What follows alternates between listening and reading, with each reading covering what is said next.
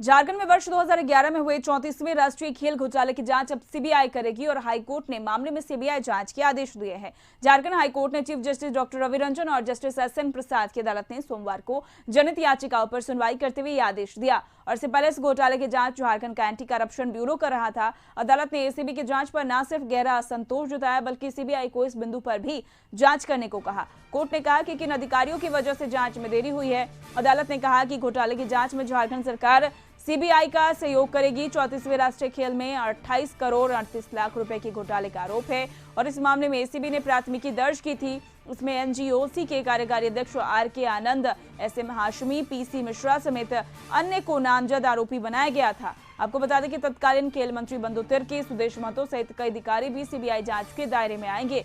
34वें राष्ट्रीय खेल का आयोजन 2008 में झारखंड में होना था, लेकिन अलग अलग वजहों से आयोजन 6 बार टालना पड़ा और अंत में 2011 के फरवरी में रांची में हुआ था। आयोजन के लिए तत्कालीन सरकार ने एक आयोजन समिति बनाई जिसमें आरके आनंद को अध्यक्ष और पीसी मिश्रा को निदेशक बनाया गया। समिति के एसएम हाशमी को महासचिव और मधुकांत पाठक को कोषाध्यक्ष बनाया गया था। आयोजन होने के पहले ही खरीदारी और अन्य खर्च में बड़े पैमाने पर गड़बड़ी की खबरें आने लगी थी।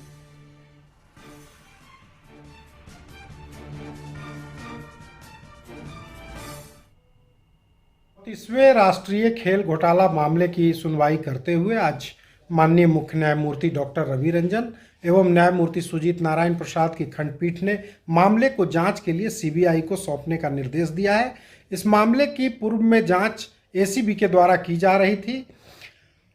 राष्ट्रीय खेल घोटाले में 28 करोड़ से ज़्यादा की अनियमितता पाई गई थी। उसी को लेकर याचिकाकर्ता ने झारखंड उच्च न्यायालय में याचिका दायर कर मामले को सीबीआई को सौंपने का मांग किया था।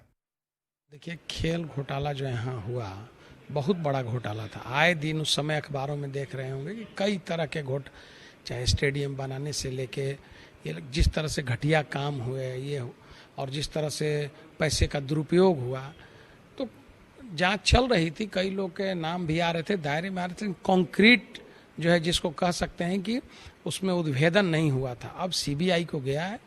पूरी उम्मीद है कि पूरा तह तक जाएगी सीबीआई और दूध का दूध और पानी का पानी जिसको कहते हैं कि जो लोग इसमें इन्वॉल्व हैं, मैं समझता हूँ सीबीआई के जाने के बाद अब जो है कोई बचेंगे नहीं और सारा जो है जनता का गाढ़ी कमाई, जनता का जो पैसा है, जिन लोगों ने लूटा है, जिन लोगों ने खर्च किया है, वो सारे पैसे उनसे रिकवर होंगे, वो लोग गिरफ्तार होंगे। ये पूरी उम्मीद है सीबीआई के जांच जाने से। इसलिए सीबीआई जांच गया है, इसकी हम स्वागत करते हैं।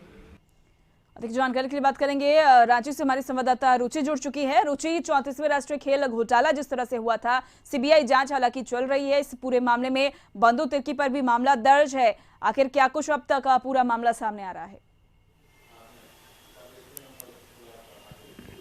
देखिए उर्वशी, जिस तरह से खेल घोटाले हुए हैं और इसमें परत दर परत कई जो तथ्य हैं वो सामने आएंगे और इसमें अगर हम बात करें पॉलिटिकल जो राजनीति है वो भी गर्म देखी जा रही है और जो भी पार्टी के हैं जैसे भाजपा के प्रवक्ता हुए या जो भाजपा के प्रदेश अध्यक्ष हैं उन्होंने भी इसकी निंदा की है, भर्त्सना की है और जिस तरह से पैसों का दुरुपयोग किया है।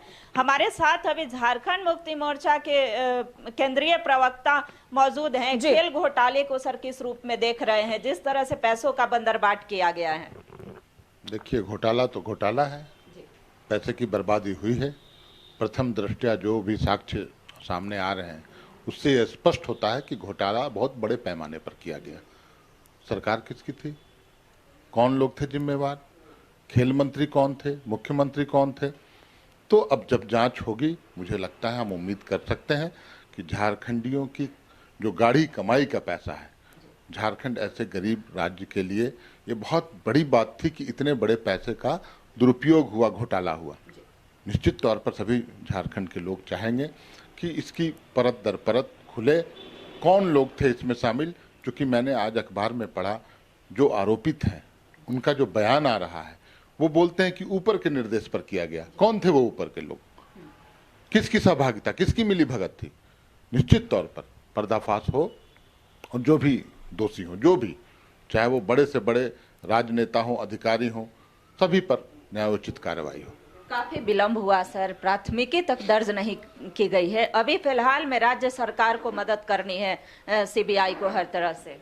देखिए, राज्य सरकार तो पूरी तरह से मदद करेगी, क्यों नहीं करेगी। जब न्यायपालिका का आदेश है, हाईकोर्ट का आदेश है, उसकी अवहेलना कोई कैसे कर देगा। और ये जन जन की मांग थी।